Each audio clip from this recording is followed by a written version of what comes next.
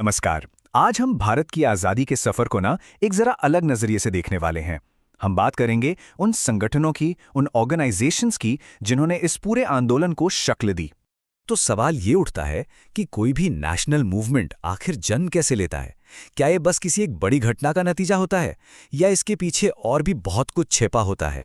देखिए, सच तो ये है कि इसकी शुरुआत कभी भी किसी एक जोरदार दहाड़ से नहीं होती, बल्कि ये तो सैकड़ों अलग अलग आवाज़ों, अलग अलग विचारों और छोटी बड़ी कोशिशों से मिलकर बनता है। ये जो लिस्ट हम देख रहे हैं ना, ये बस नाम नहीं है, ये उसी कहानी की गवाह है। तो चलिए, इन नामों और इन तारीखों के पीछे जो कहानी छिपी है उसे परत दर परत समझने की कोशिश करते हैं।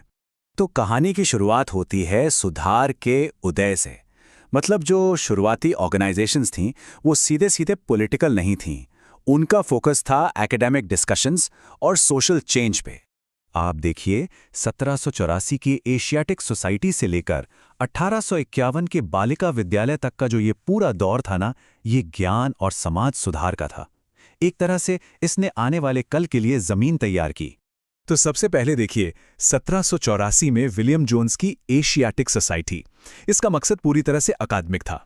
फिर इसके करीब करीब 30 साल बाद 1815 में बनती है राजा राम मोहन रॉय की आत्मीय सभा। ये जो 30 साल का फासला है ना, ये दिखाता है कि बदलाव की सोच कितनी धीरे धीरे पनप रही थी। अब जाकर भारतीयों के बीच दार्शनिक चर्चाओं के लिए एक मंच तैयार हो रहा था।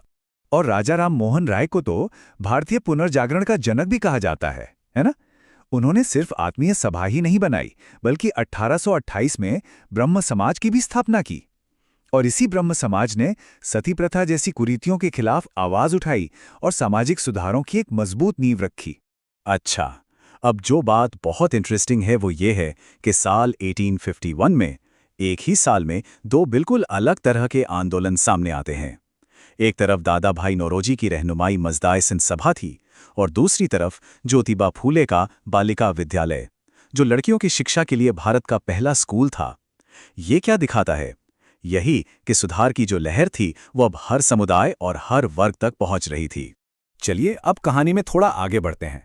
अब वो पड़ाव आता है जहां से आंदोलन का रुख एकदम बदल जाता है।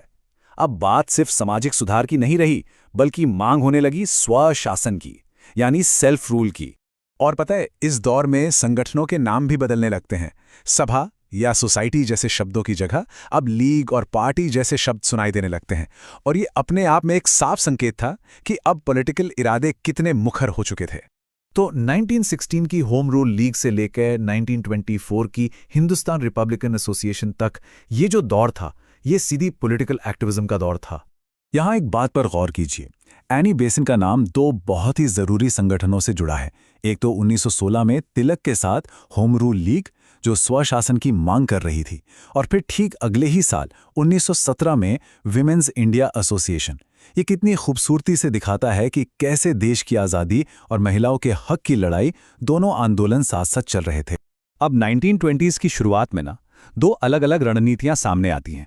एक तरफ थी 1923 में मोतीलाल नेहरू और चित्तरंजन दास की स्वराज पार्टी, जो सिस्टम के अंदर रहकर ही स्वराज चाहती थी।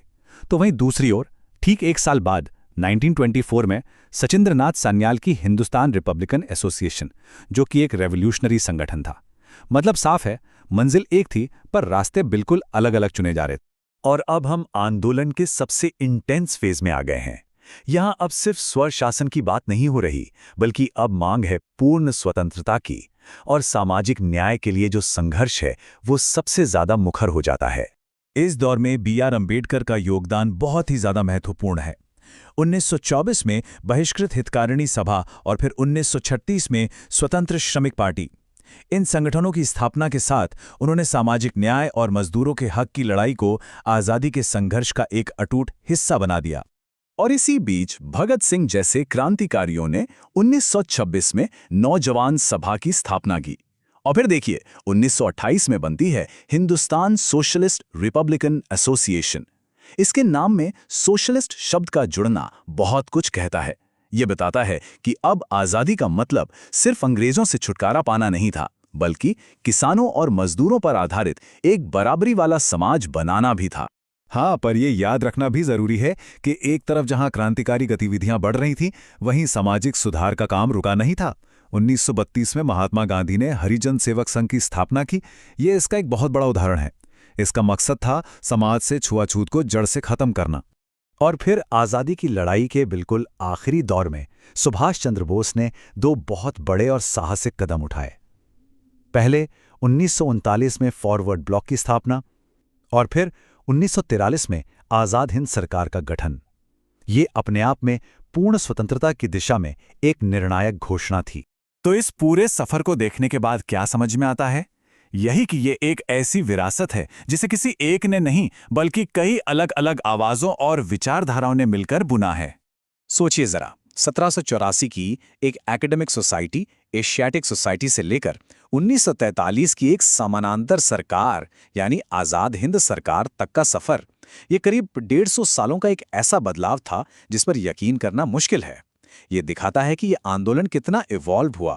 तो सबसे बड़ी बात जो हमें समझनी है वो ये है कि भारत का स्वतंत्रता आंदोलन कोई एक सीधी सादी लीनियर कहानी नहीं थी। नहीं, ये तो 150 से ज्यादा सालों तक चले विचारों, रणनीतियों और संघर्षों का एक बहुत ही कॉम्प्लेक्स ताना बाना था, जिसमें हर एक धागे की अपनी अहमियत थी। तो आखिर में ये सवाल हमारे सामने खड़ा होता है कि आवाज़ों और विचारों की ये जो डाइवर्सिटी है, ये हमें इस बारे में क्या सिखाती है कि कोई भी बड़ा सामाजिक या राजनीतिक बदलाव असल में होता कैसे है। इस पर सोचिएगा ज़रूर।